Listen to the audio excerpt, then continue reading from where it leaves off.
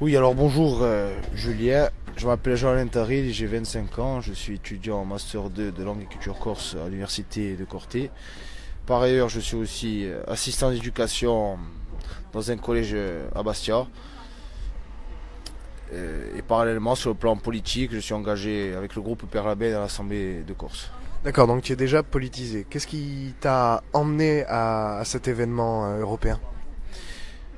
Par le biais du collectif du comité citoyen Parodia Juventus, c'est un comité où on rencontre des gens de toute obédience politique, philosophique, religieuse, ainsi que des jeunes politiques sans vraiment d'idéologie. C'est par ce collectif que j'ai pu partir aux journées européennes de la jeunesse à Strasbourg. Ça a été quelque chose d'enrichissant personnellement de rencontrer d'autres cultures au niveau européen. Il y a quand même un sentiment d'appartenance dans l'UE, sachant qu'on est quand même tous européens, donc du même continent. Ça a été enrichissant et j'espère que ça se concrétisera tous les ans avec qu'on travaillera sur des thématiques qui nous touchent à tout, qui touchent la jeunesse dans son ensemble.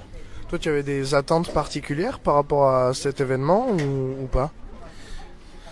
Moi, je suis venu aussi pour défendre mes idées de droite d'un côté. Après, c'était aussi pour rencontrer culturellement des gens d'autres pays. Aussi, le côté linguistique, de se perfectionner un peu. C'est quand même une compétence linguistique de parler anglais, espagnol, allemand ou toute autre langue de l'Europe. Oui, tu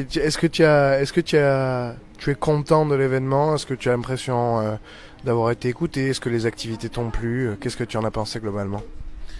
Globalement, je pense que ça s'est bien passé pour ma part. On a parlé de tout, que ce soit l'environnement, le climat, les questions de sécurité, les questions de précarité, d'emploi chez les jeunes. On retrouve ça, on s'aperçoit que pas mal de jeunes en Europe retrouvent les mêmes problématiques chez nous en Corse. Et tu penses qu'il y aura des répercussions politiques au niveau des parlementaires européens ou au niveau du Parlement de manière générale, quoi, même des conseils, etc.